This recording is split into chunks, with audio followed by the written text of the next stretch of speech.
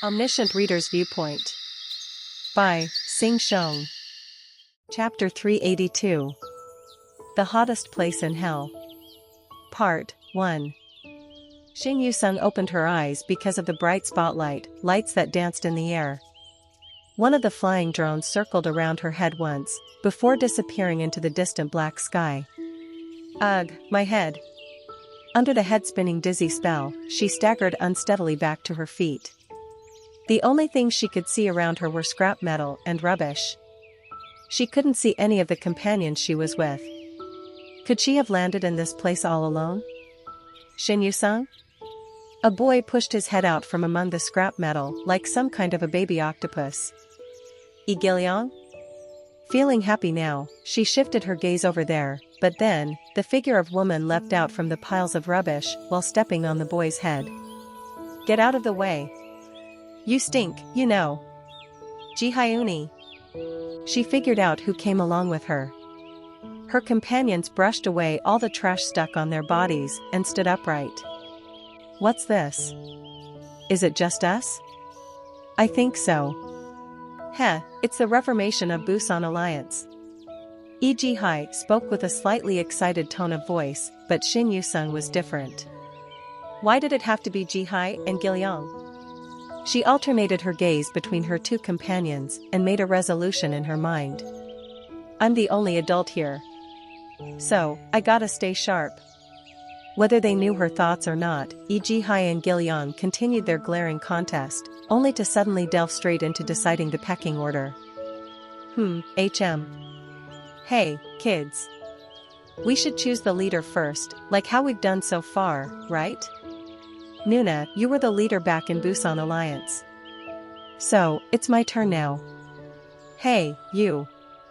You weren't even born yet when I got admitted to the kindergarten, you know. Ah? What's that got to do with anything? Shoo. Both of you, keep quiet.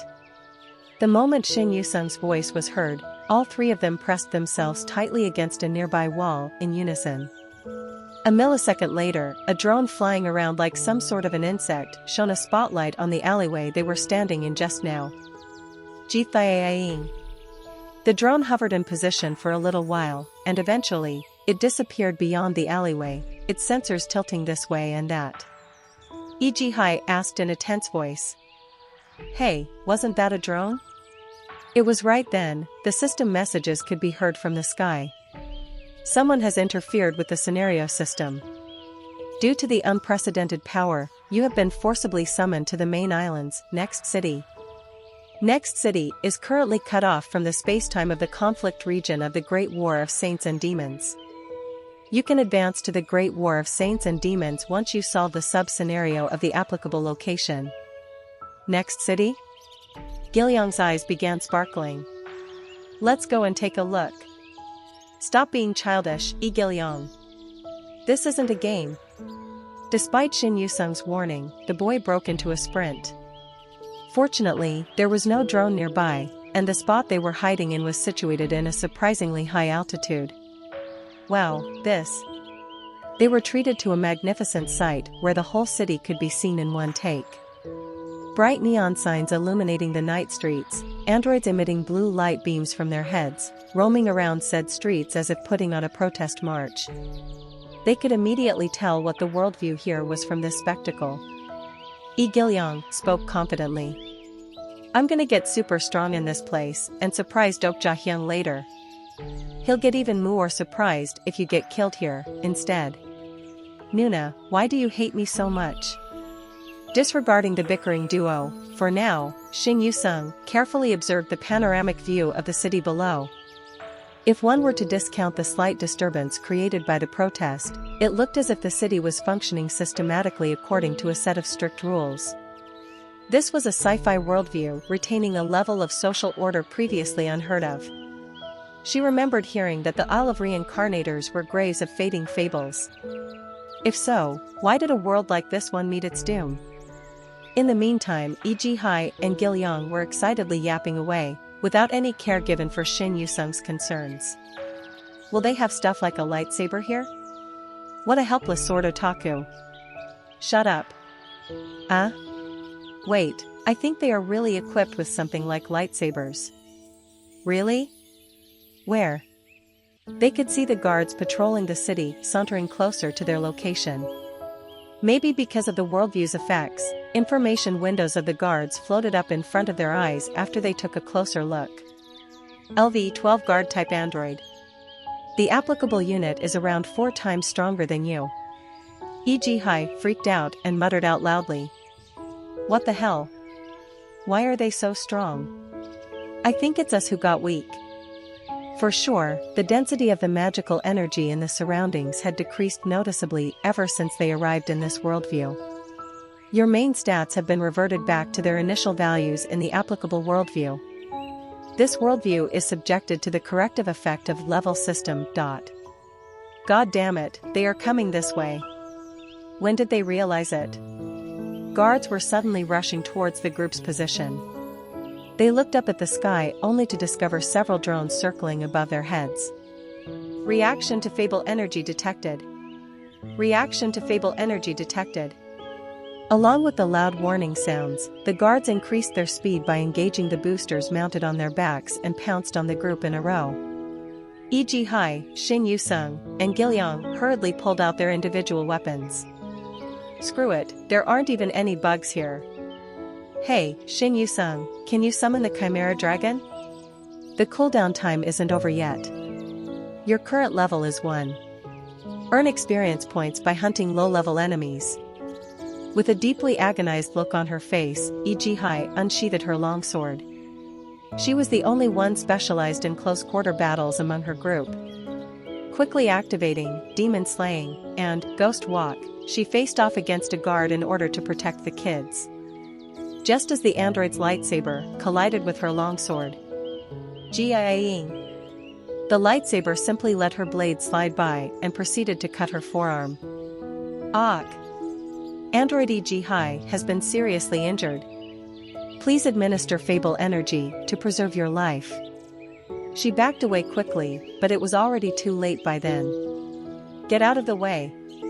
Shin Yu-sung pushed E.g. Hai aside and stepped forward. The latter's complexion paled instantly and cried out towards the former. Gilyong stretched his arms out, too. Unfortunately, the lightsaber was already descending towards the crown of her head. A juicy. At that moment, the girl looked back on her short life. She felt this sense of unfairness, knowing that it'd be over in a place like this, yet, at the same time, there was also a sense of satisfaction, too, knowing that her choice was correct. Shin Yu-sung thought that this was the final moments befitting the incarnation of the Demon King of Salvation. And then, in the next second, the applicable attack does not work on you. Along with the sparks going su-cha-cha-chut, the guard's lightsaber stopped millimeters away from her nose as if blocked by a formless wall. And new messages popped up in the air, one after the other. Error has occurred in the scenario system. Great Fable, Next City, is expressing its puzzlement over the existence of incarnation, Shin Yu-sung. It was the exact same story for Yi Gilyong, as well. The lightsabers attacking the kids were all being powered down simultaneously. The boy dazedly looked up at the air and muttered softly to himself. What's going on? He could see letters written in the faint gray font on the top right-hand corner of his vision. Current scenario's age restriction is 18+. Due to the applicable worldview's consideration, murderous actions aimed at children/teenage units are prohibited. Shin Yu-sung and Yi Gilyong exchanged glances. Isn't this, like, huge? It was unknown how they ended up getting summoned here. However, if it was this sort of a worldview, then... Gilyong formed a sneaky grin aimed at E.g. Hai and her wide-open jaw behind him. Nuna? Get ready for a free bus ride. While watching the boy shove his short sword into the guard's upper thigh area, Shin Yu-sung began thinking to herself. Maybe, remaining as a kid for a bit longer is. She didn't know what was waiting for her at the end of this scenario. However, she was sure of one thing, at the end of this scenario, they should be strong enough to utterly stun Kim Dokja. I was left utterly stunned by the constellations waiting for me on the other side of the portal. Even at a quick glance, it was well more than one or two here. Could it be that they knew we were coming? Dokja SSI. Lee Hyun-sung's voice sounded tense, and I nodded my head at him. Yu Young-hyuk, Han Soo-young, Lee Hyun-sung, and Jong Hui-won. Including me, the five of us gathered in one spot like a constellation in the night sky. Soon, though, scenario messages floated up in the air. Main scenario has been updated. You and your nebula have entered the neutral zone of Great War of Saints and Demons. You can select either camp of Great War of Saints and Demons. Right after those alerts, a notice message dyed the sky in rainbow colors next. Nebula, Kim Dokja Company, has entered the Great War of Saints and Demons. Without a doubt, Dakibis must have been behind that. We had just got here, yet they were advertising it all over the place already. Many constellations have noticed your presence. Some nebulas are keeping an eye on your group's next move. It wasn't an ideal situation, but naught we could do about it, as it was spilt milk. I met the gazes of the constellations looking at us from the other side. They were emitting pretty hefty statuses, too. I even spotted a familiar constellation among them. You're late, descendant. A man with a dignified smile was looking in our direction. I called out to him in happiness. Goryo's first sword. He was none other than Cheok Jun Jaeong, the one we had to say goodbye to during the Middle Island scenario. As expected of a constellation who had reached the Fable grade, it seemed that he advanced to the main island without any issues. You must have completed quite a substantial scenario. You've gained more companions. His gaze was now studying the reincarnators emerging from the portal alongside us. They were people from Keixenix archipelago, entering the main island with me. They are folks who'll participate in the Great War of Saints and Demons with us. Cheok Jun Jaeong nodded his head. Higher number of combat forces can certainly help. More importantly, however, something seems to have changed with you, descendant. He scanned me from top to bottom as if he was searching for something. I can sense this vague depth to your group's fable. Is that so? Cheok Jun Jaeong's gaze left me and headed towards Han Soo-young. She met his stare with a pair of impetuous eyes that said, "What are you looking at?" A strange light flickered within the former's eyes. I see. I abruptly recalled what the guardian of Mandala told me. Oh, dear Bodhisattva. Please, try to endure time itself. Our nebulous fables had experienced an unknown change after clearing the Keixenix archipelago.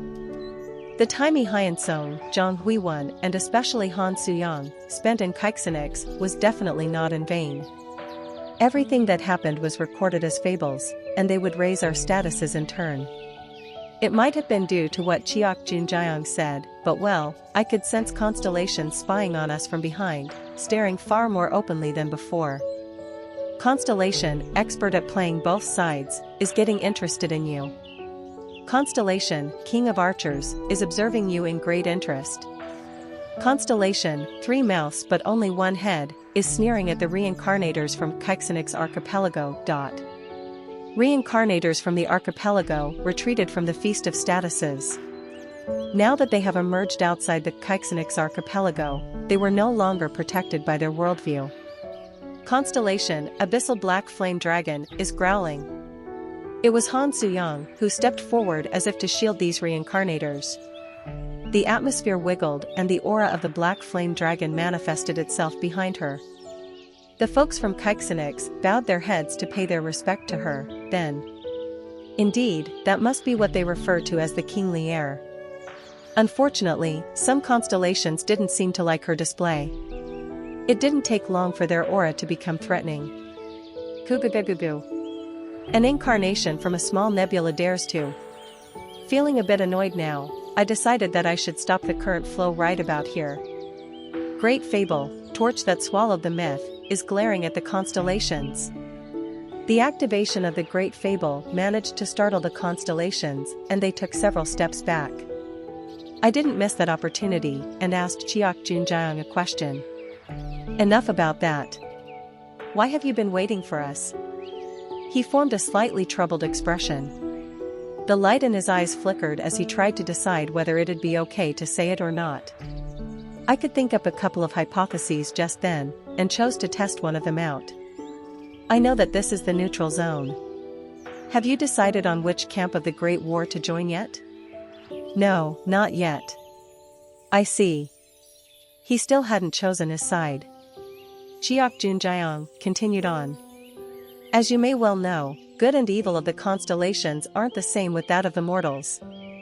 If I'm allowed to be honest, then I do not wish to be a part of either camp.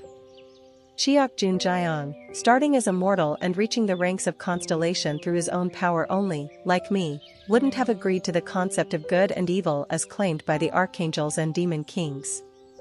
That was why I could sympathize with his dilemma. However, that story would always be his to mull over, no one else's. I glanced at the constellations behind him and asked. They haven't chosen their sides, I presume? Chiak Junjiang nodded his head. Behind him, scattered groups of constellations could be seen loitering around tents set up here and there on a huge open plain. What is the current war situation like? From what I was able to find, faint true voices could be heard coming from them. I smirked inwardly. In all honesty, it was easy to see what they were thinking of by not having chosen a camp yet. Constellations in the neutral zone were planning to stay back and observe the proceedings, and then join the side with the advantageous position and enter the Great War. Yu Yonghyuk and Han Suyang engaged, midday tryst, at the same time to talk to me. I can tell what the current situation is like. These bastards, they are going for that, right? I nodded my head. The stronger the neutral camp that hadn't chosen a side grew in power, the potential benefits to be gained when it did choose would be even greater. Constellation, prisoner of the golden headband, is looking down on the constellations of the neutral zone. Constellation, Hell Scribe, is letting others know that the hottest place in hell is reserved for those who maintain neutrality in times of moral crisis. Didn't matter whether it was good or evil, they were thinking of selling their influence to the highest bidder out there. Han Suyang broke out in a smirk. Their aim is so easy to see through. It was right about then that Chiak Junjiang ended his deliberation and opened his lips. There is someone who wishes to meet you. Who is it? A high-ranking constellation from the nebula, Hongik. Thought as much. It seemed that Chiak Junjiang was here to win us over. I hid this faint sense of disappointment and asked him again. But, didn't you tell me that high-ranking constellations of Hongik have all disappeared? Indeed, I heard something like that a long time ago. Once, at the Constellation Banquet, and when facing Founder's mother back inside the Dark Castle. We did not disappear. Because, there is one right in front of you. It was a true voice containing aloof, proud status. The ranks of the constellation parted, and a Taoist hermit holding a pure white folded fan was walking towards us. From each of his steps, I felt the power of vigorous winds. Hey, I think I know who this is. Kneel and pay your respects, oh, descendants of the peninsula. Chapter 383. The Hottest Place in Hell. Part 2. This guy just popped out of nowhere and demands us to kneel down. Han Suyang next to me carried a dumbfounded expression, while Yu Yonghyuk was already reaching towards his sword. Chiak Junjiang was massaging his forehead. It seemed that he expected a situation like this already. My apologies, descendant. I tried to talk him out of it, but I wasn't successful. True, he'd not enjoy situations like this. But, he owed Hongik a lot, so he probably couldn't say no to them asking him to organize this meeting. I shall leave it to your decision. I nodded my head and looked at the Taoist hermit. Constellation ruling over the peninsula's winds has revealed his modifier. Constellation, Heavenly Wind God, is now looking at you. That Heavenly Wind God, the constellation who founded Hongik alongside the Heavenly King. His real name was Pungbik, although most of us simply knew him as the God of Wind. Kugugugugu. The status of the constellation who had finally revealed his modifier, caused strong gusts of wind that resembled the flapping wings of a giant phoenix, to sweep past the surroundings. And then, all ambient noises disappeared. The reincarnators outside the wind wall were shouting something in my direction, but I couldn't hear them. Pungbeak had cut off all the sounds coming from outside. He probably didn't want others to hear our conversation. "Oh, descendant of the peninsula, I've heard the tales of your bravery. As your fame spreads far and wide, the status of the peninsula rises higher in accordance. This god sees that situation as very satisfactory." I quickly sent a signal with my eyes to Yoonghyeok, busy raising his momentum, telling him to hold it. "Let's at least hear this guy out first. However, I've heard disturbing stories that lately, you've been building inappropriate relationships with foreign constellations." I began wondering whether I should keep listening or not, though. Archangels and demon kings are not constellations originally from East Asia, or the peninsula. Meaning, they are foreign influences. Han Suyong shot me a sneaky glare. "Hey, you. Are you just gonna let this guy be? I shall cut him down." "What the heck, is the wire crossed or something? How come I can hear Yoonghyeok's voice?" I combined the midday tryst space. My declaration prompted an explosion of messages from her and Yoonghyeok. "Hey!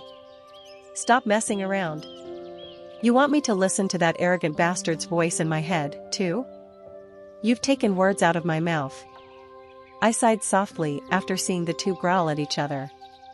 "Stop it, both of you. That's not important right now, is it?" While we were squabbling inside our chat room, Pungbeak was still continuing on with his dull moral lecture. Meaning, descendants' friendly behavior towards foreign influences has caused much dishonor to the peninsula, and this god considers that as a weighty crime. However, if you, the descendant, reflect deeply regarding this matter and repent, then... Hell, a constellation that agreed with those words even made his appearance, too. Constellation, founder of National Isolation Policy, agrees in part with the assertion of Heavenly Wind God.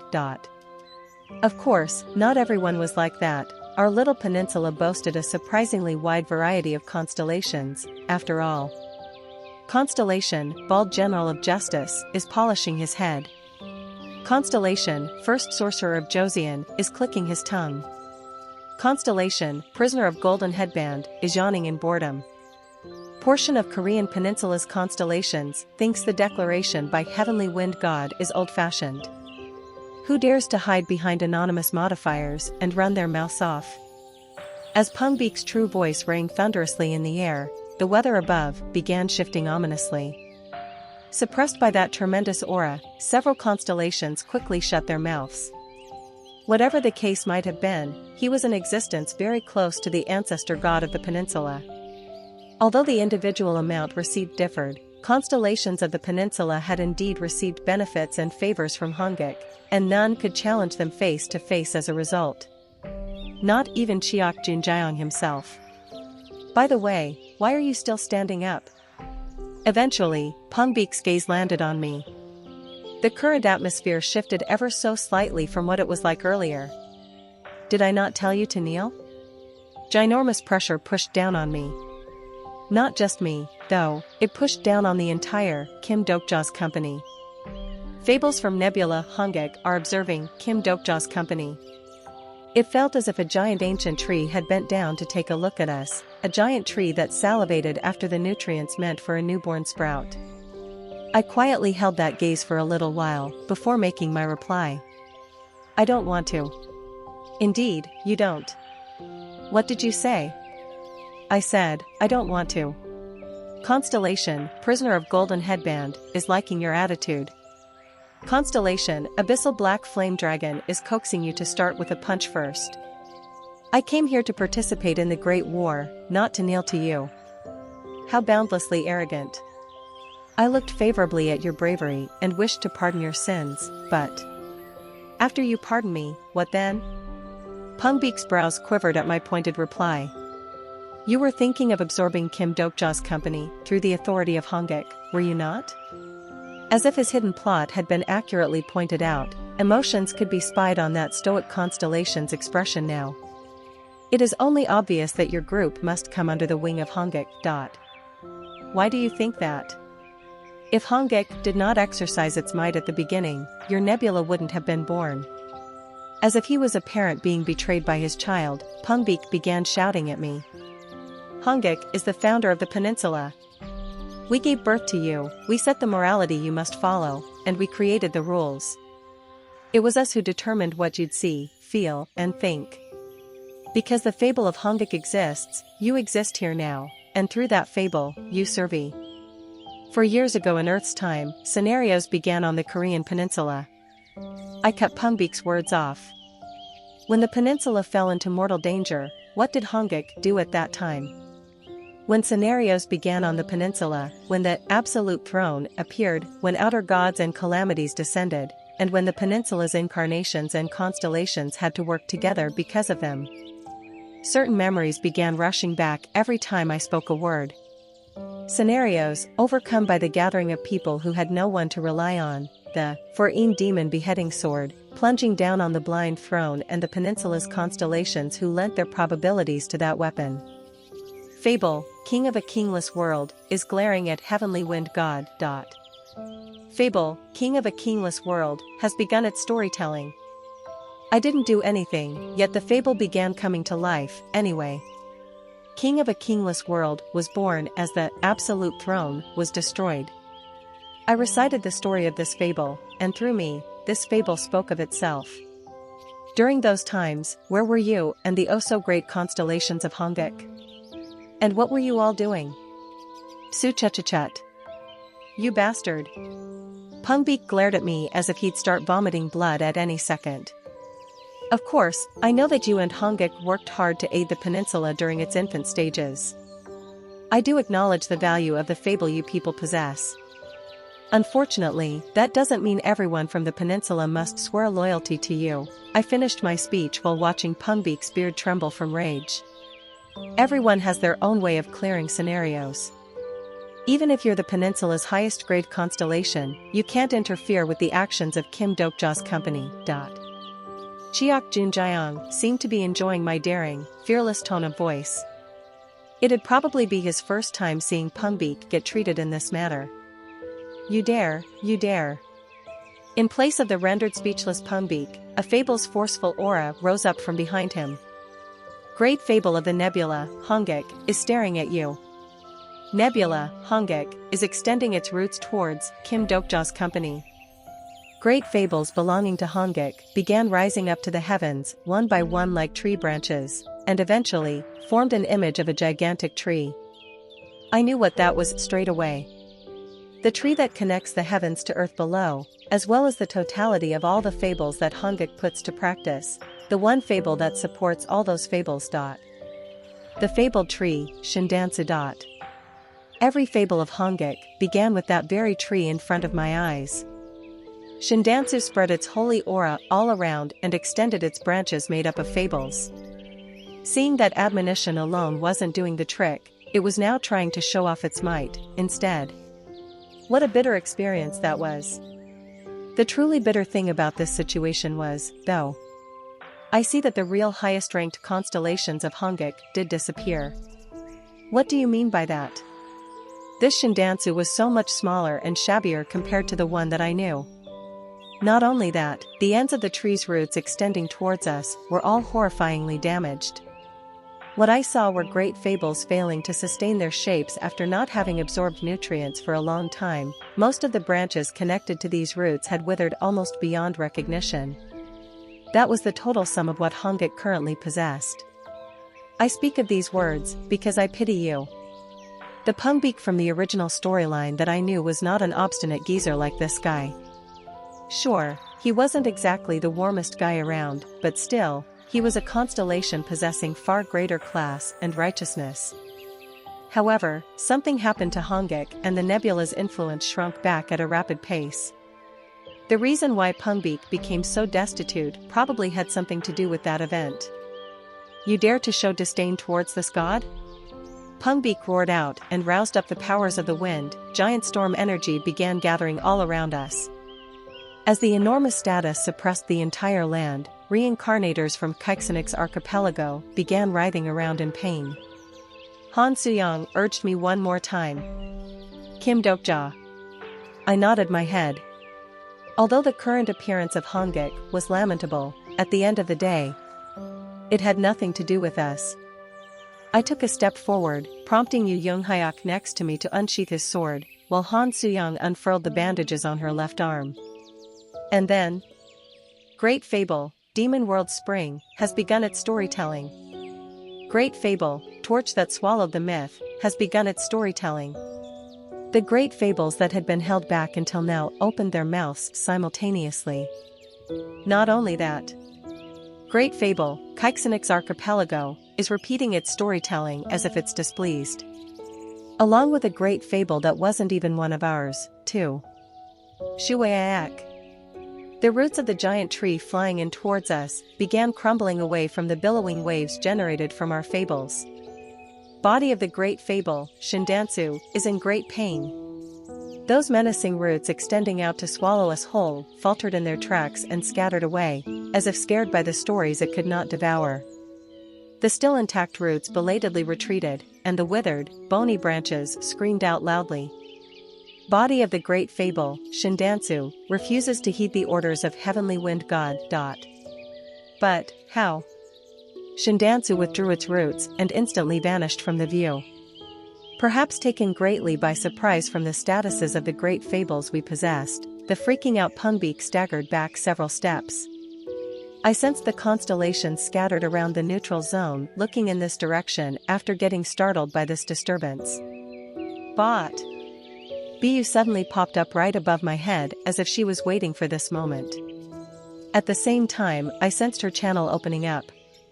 A large number of constellations had joined the channel. Bu's channel was connected to Baihyung's broadcast channel. I could picture that Dakibi's pleased face already. It was pretty clear why he had induced this situation, although I wasn't too happy about it. This was something that had to be done sooner or later, anyway. Constellation, Bald General of Justice, is paying attention to your voice. Constellation, Maritime War God, is waiting for your story. Demon King, Ruler of East Hell, is staring at you. Constellation, Scribe of Heaven, is waiting for you. Constellations of good, evil, and neutral are carefully observing you.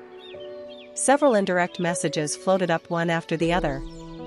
I stared at Punbeak and opened my lips to issue a warning not just aimed at Hongik. I will not say that everything we do will be righteous. However, the paths we tread will be decided by us alone. I declared loudly towards the constellations of the world. And no one can change our decision. Chapter 384. The Hottest Place in Hell. Part 3. As if they were waiting for it, gazes rained down from the heavens. Constellation, Bald General of Justice, agrees with your words. Constellation, Maritime War God, nods his head at your words. Constellation, Prisoner of Golden Headband, asks you why you had to repeat something so obvious. Constellation, Abyssal Black Flame Dragon, is coaxing you to quickly punch that old bastard. Punbeak heard what the Black Flame Dragon said in disbelief and shot a glare at the sky. He was about to say something, but then, the next indirect message made him flinch just a little. Constellation, Goryo's first sword, believes that Demon King of Salvation is correct. Punbeak's head snapped towards Cheok Junjiang right away. Junjiang, even you. As if he felt ashamed by it, the latter avoided the piercing gaze. Honestly, even I was surprised. No matter how badly it had fallen, Hongik was still the Korean peninsula's main nebula. Even under the current circumstances, it wouldn't have been easy for Cheok Junjiang to go against Hongik and side with me. Many constellations are getting interested in the clash between Kim Dokja's company and Hongik. Maybe it was due to Cheok Junjiang's declaration. I now could sense the attention of other constellations. Among the winds newly blowing in the neutral zone, I could sense their wary eyes locked on me. I looked back at Punbeak. Are you going to continue? Honestly, watching his eyelids tremble intensely like that was difficult even for me. I spoke as if to mock Hongik earlier, but in truth, it wasn't as if Punbeak had been doing nothing to help with the Korean peninsula scenarios. The thing was, the constellation who lent his aid to my mother back during the Returnees' War was none other than Punbeak himself. That damn event stole away her lifespan in its entirety, though. Maybe, that could be the reason why I was so pissed off right now.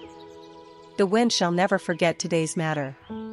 Pungbeak glared at me for the longest time, before snapping his fan shut to vanish like specks of scattering dust. A large number of constellations are impressed with your backbone. Small number of constellations will remember that the reputation of Kim Dokja's company is not unwarranted. Gossipers of Starstream have recorded the applicable incident. Yu Younghyuk, Han Suyang, Zhang Huiwen, and Yi Hyun-sung, everyone was staring at me. I couldn't spot any traces of fear in their expressions. Most likely, they were thinking something similar. It didn't matter what others said about our nebula. No, we only had to move forward towards the story we believed to be the right one. A choice befitting you, descendant. Chiok Junjiang, observing us, spoke. Some constellations will like that aspect of you and follow after you. Truthfully, many constellations of the Korean peninsula are focusing more on you rather than on Hongik. But in return, those who hold animosity towards you have grown in number, as well. I grew cognizant of the fact that the surrounding gazes now felt different after hearing him. Some constellations were glaring at us, while some were looking on with envy. And some even shook their heads, their eyes saying that we'd eventually become just like everyone else. Once upon a time, we used to be like you. Suddenly, it felt as if the fables these constellations experienced were near enough for me to reach out and touch them. Ancient great fables are staring at the fable of Kim Dokja's company. Every fable was the evidence of one overcoming scenarios. At times, they'd serve as someone else's entertainment. Every fable that reached this far had to break down and bend over in order to survive. The times when they had to make compromises with the reality of Starstream, and when they had to agree to the demands of the constellations and Akibis in order to carry on, that was how they managed to get here. As if he was the voice of those times, Chiok Junjiang spoke up. Starstream hates stories that haven't been broken yet. Especially so, with a story as pure as yours. Pure and not broken yet. A chuckle left my lips after hearing that. I was surprised that the world viewed us like that. Because that was basically ignoring every road we've walked on so far. We had been broken over a dozen times already.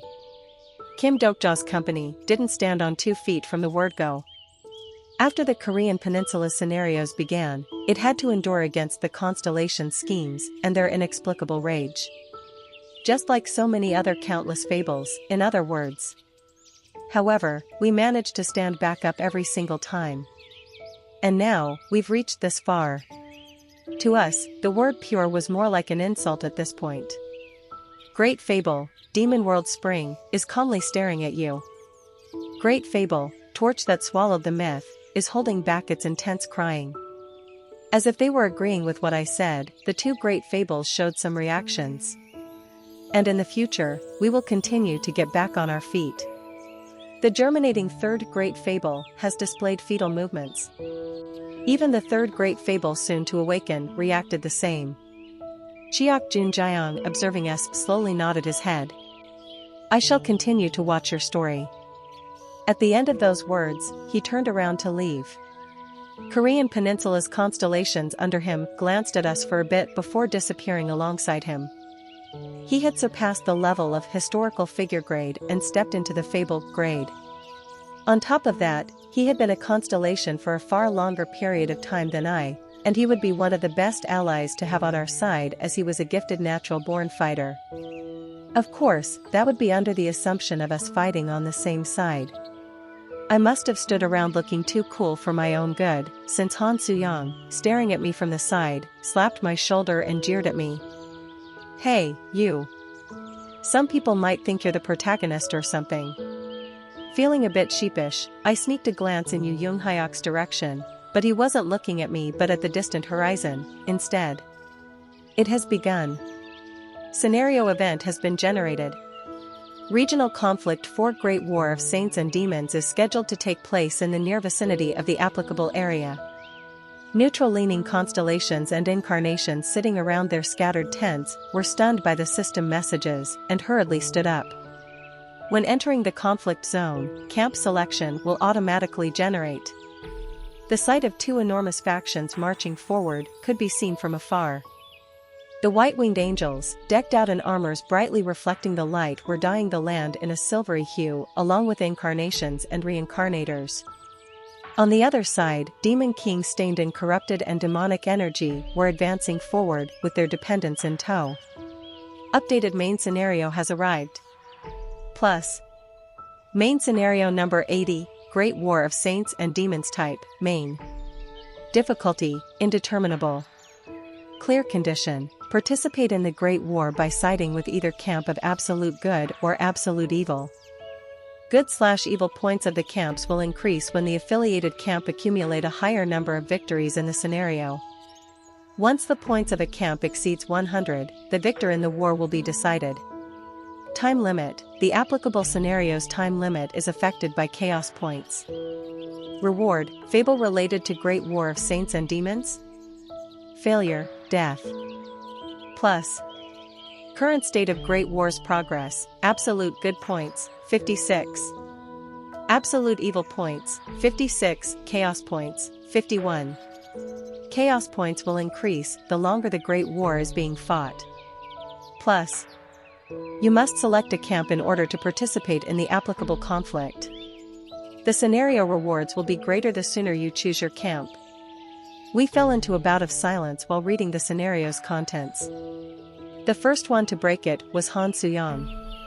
Kim Dokja, what next? Do as we always did? Constellation, Hell's Scribe, is letting others know that the hottest place in hell is reserved for those who maintain neutrality in times of moral crisis. That wasn't even something he originally said, yet why is he being so damn chatty with that line? Constellation, Hell's Scribe, flinches in surprise and has closed his mouth. This Hell's Scribe was actually the author of Divine Comedy, Dante Alighieri. And that famous line often credited to him actually had been repurposed by the politicians of a later era. Still, that quote served to enhance his fame in the long run, so he should have accepted that as a part of his own fable.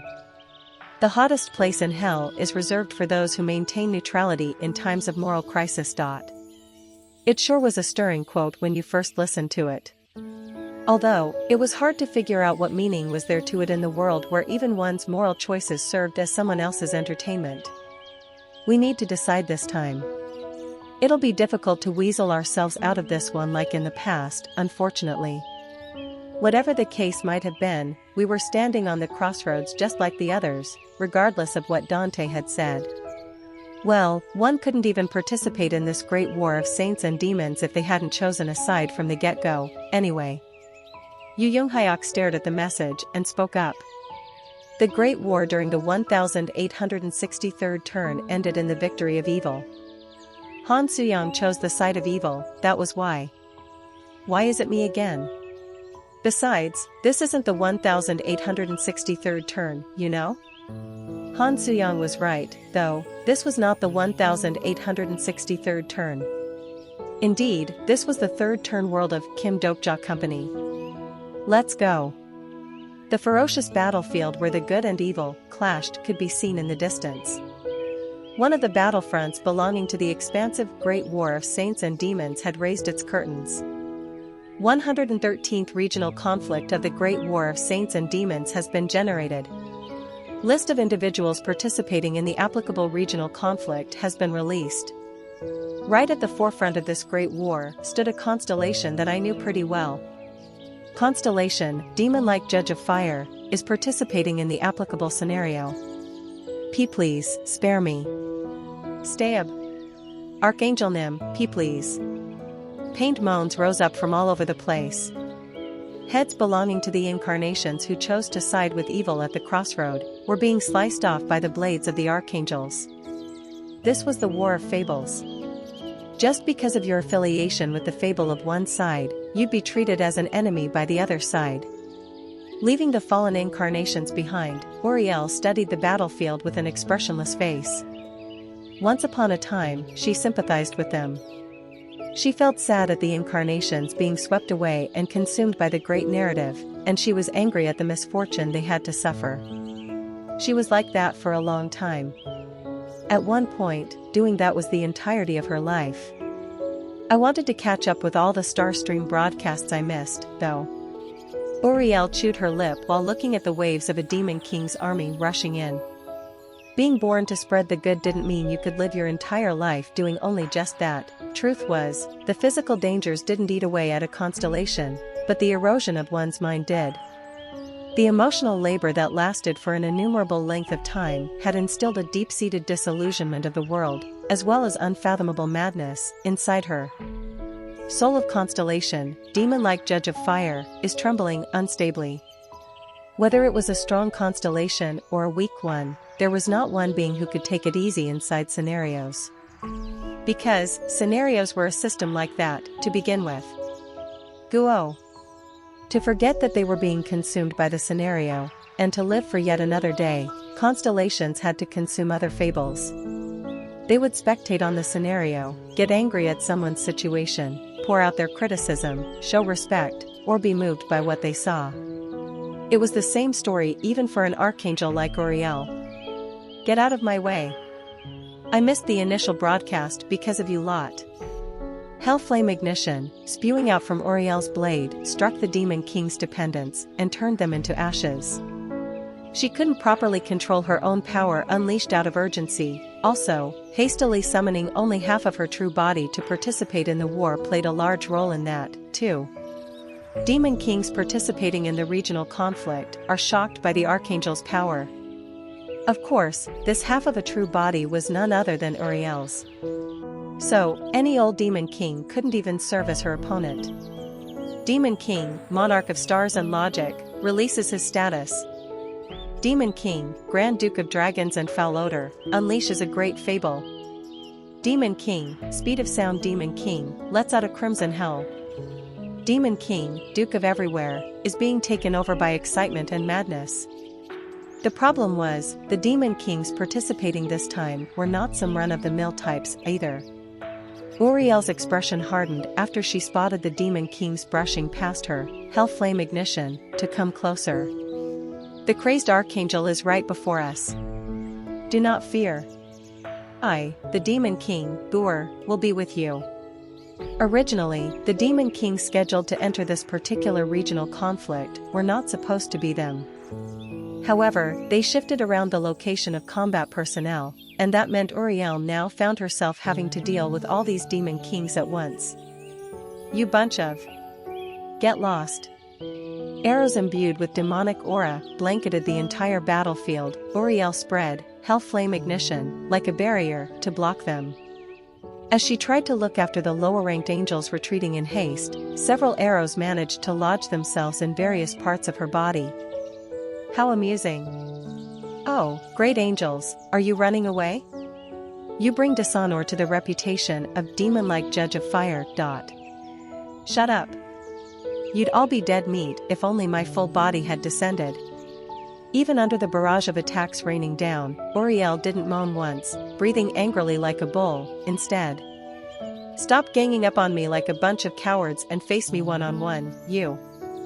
Foo. If it's one-on-one, I can kick all your butts even if you're Agars, Gamagen, or Marbah. Yells from the agitated Uriel only elicited mocking leers from the Demon Kings. They all knew how powerful she was, they knew, and that was why 4 of them showed up to hunt down a single Archangel. And right up until the last moments, they remained meticulous. This is war, oh dear angel. Hellflame ignition, of the Uriel covered in blood clashed with the Demon Kings.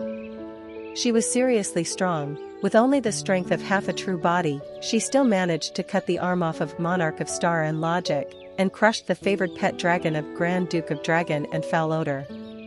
Not only that, the Speed of Sound Demon King even lost both of his legs.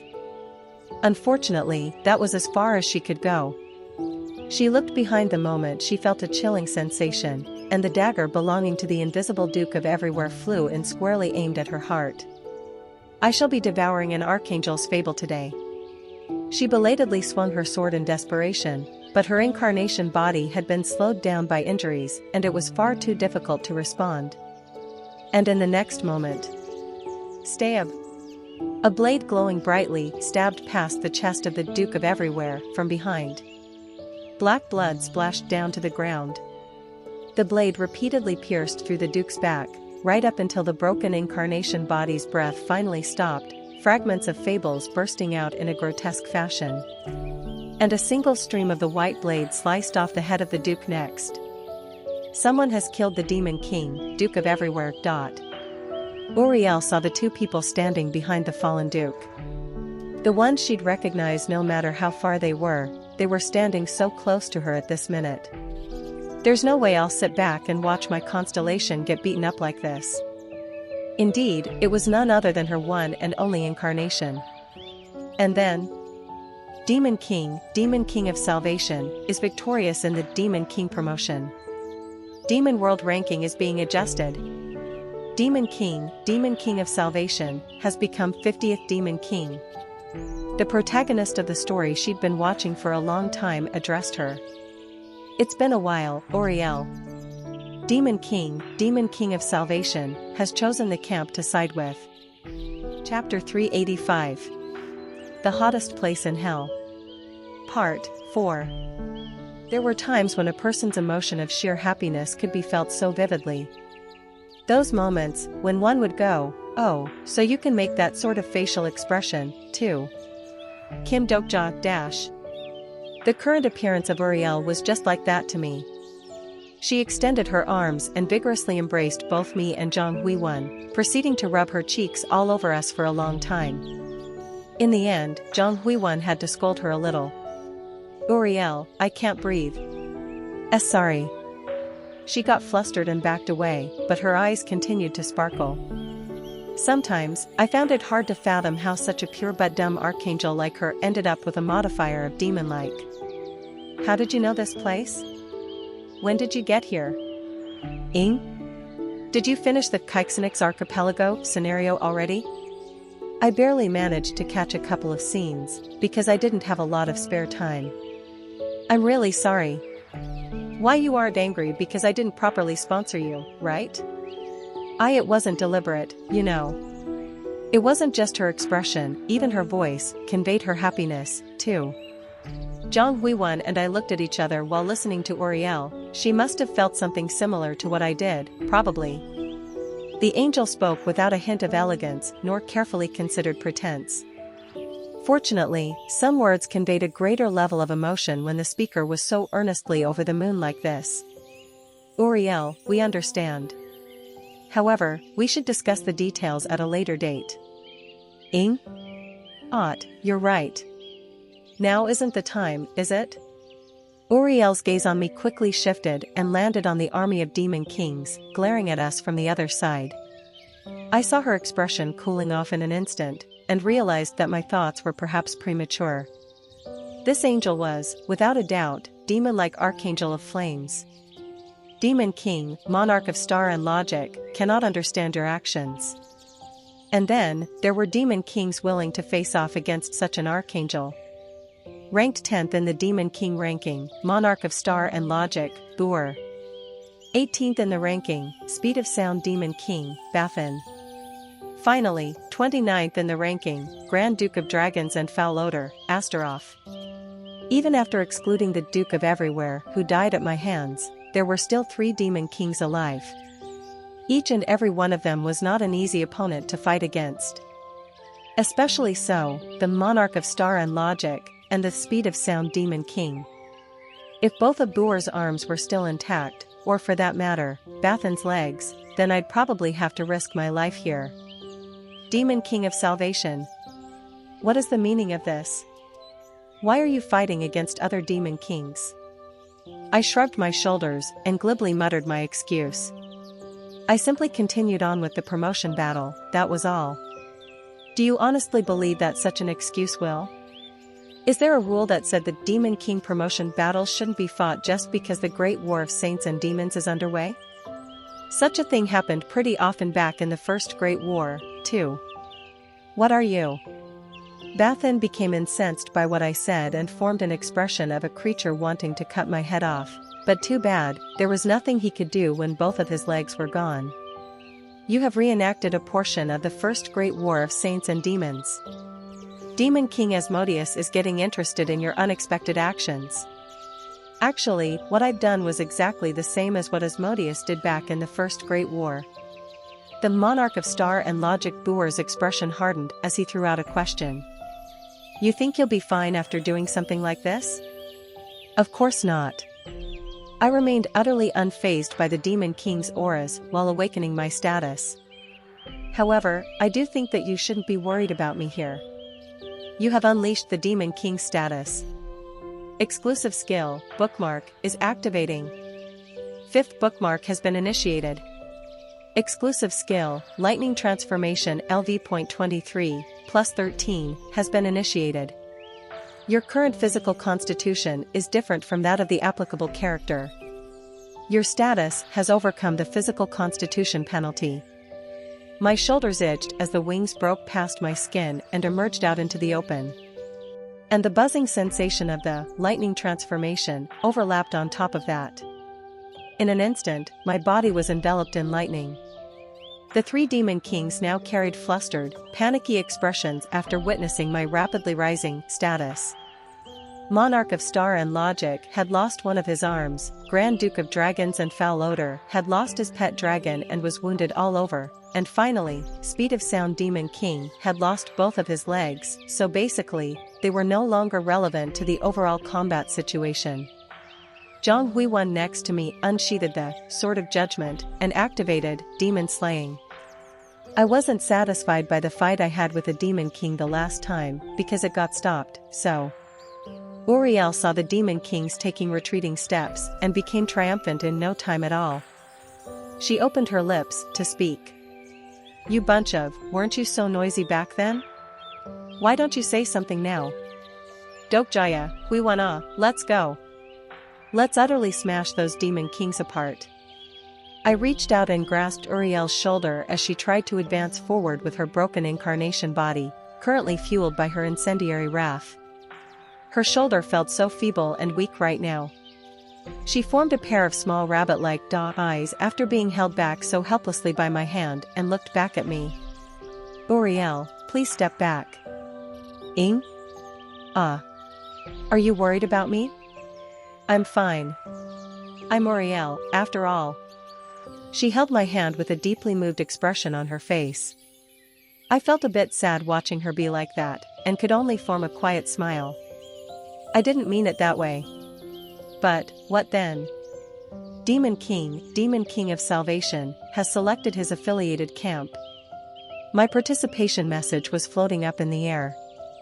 Most likely, she hadn't read that properly yet.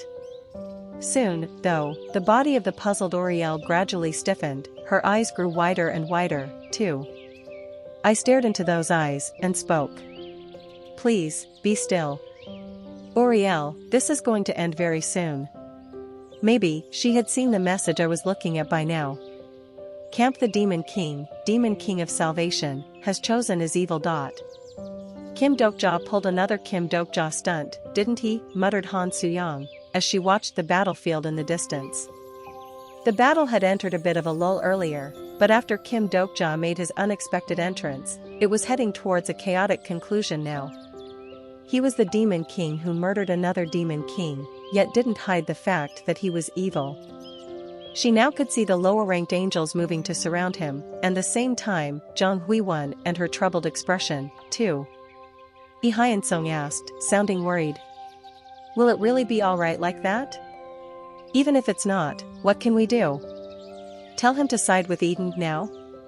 Kim Dokja is originally a Demon King, you know, grumbled Han Suyang, before shifting her gaze over to Yu Yung Hyok.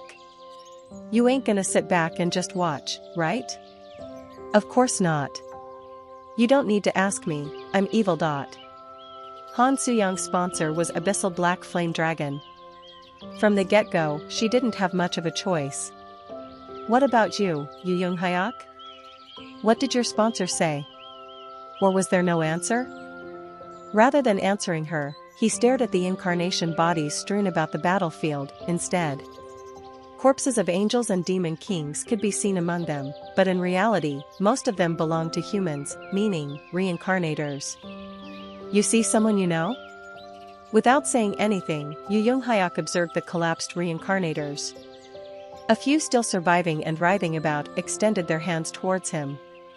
Their wounds were too serious, and it was too late to save them. He lowered himself and stabbed his short sword in each of their necks. When he did, they all passed on with a peaceful expression on their faces. Yuri d'Aristel, watching that scene, suddenly raised her voice. Suyang. Don't worry, Yuri. I won't let that happen to you. She could see the souls of the dead reincarnators scatter away. The ones fettered to the mandala would be revived even if they were killed on this island. However, being an immortal certainly didn't mean that it was okay for them to die. Great fable that lost its name has ceased to exist. Every time they were mobilized for a different scenario, they would gradually lose their own worlds.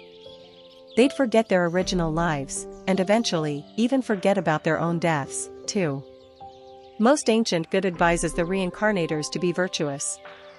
Most ancient evil demands the reincarnators to choose. The majority of the dead would be those who had never thought about the concept of the greater good or evil.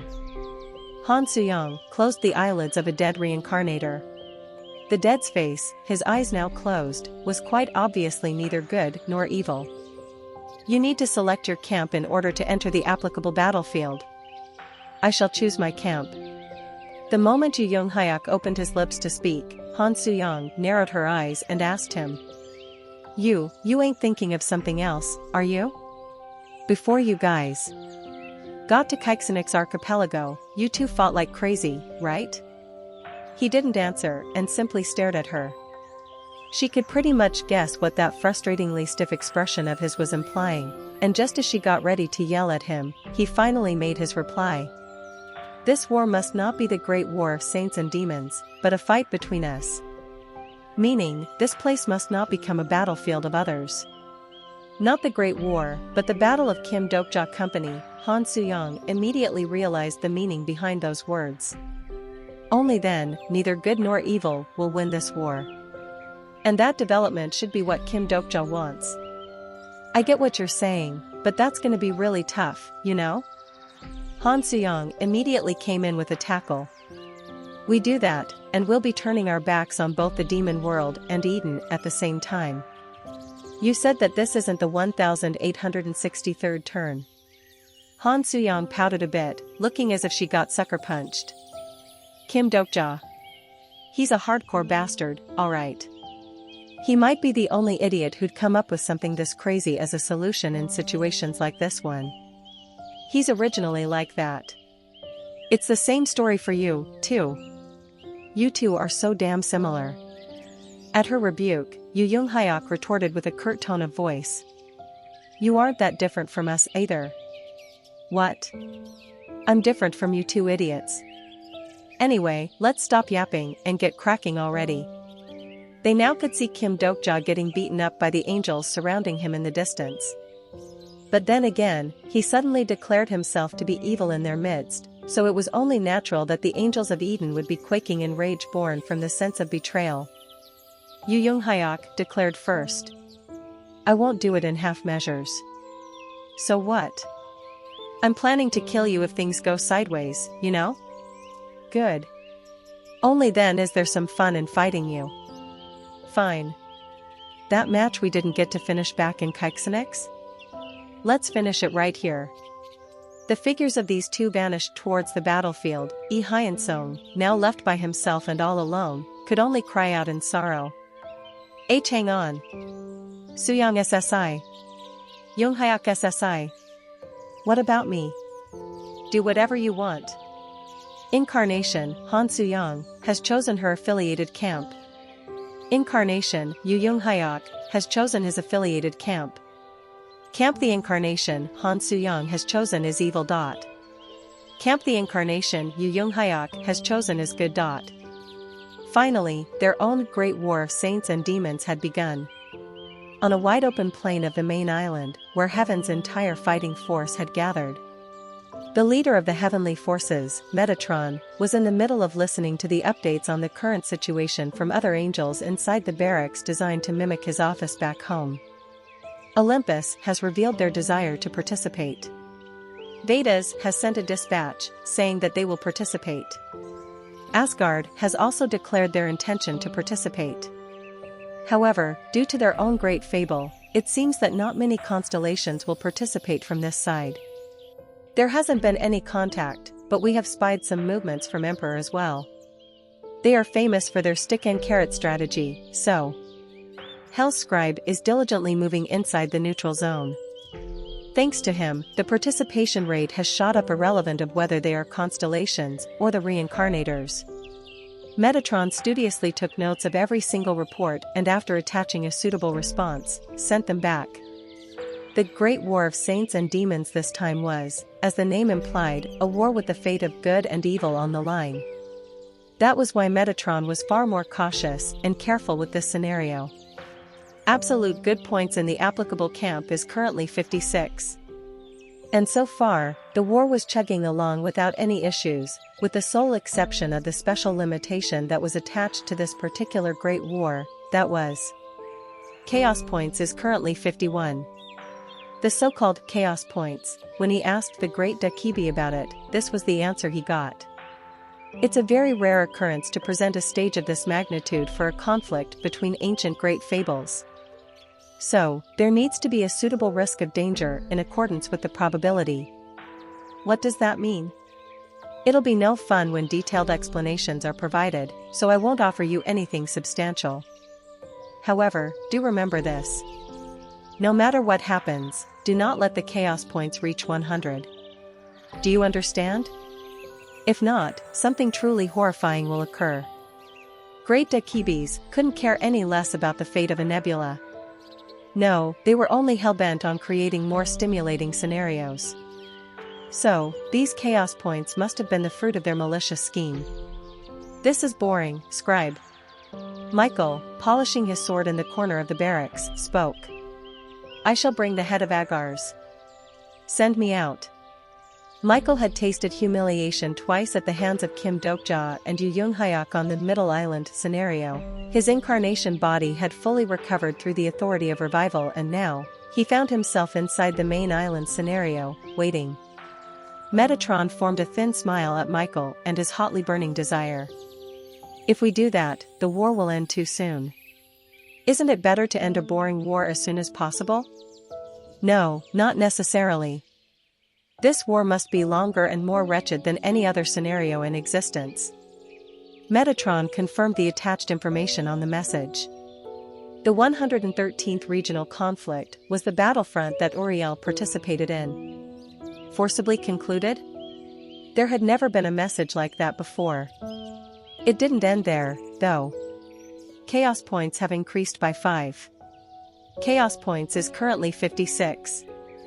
Warning! Chaos points have exceeded 55. Something is writhing around in the hottest place in hell.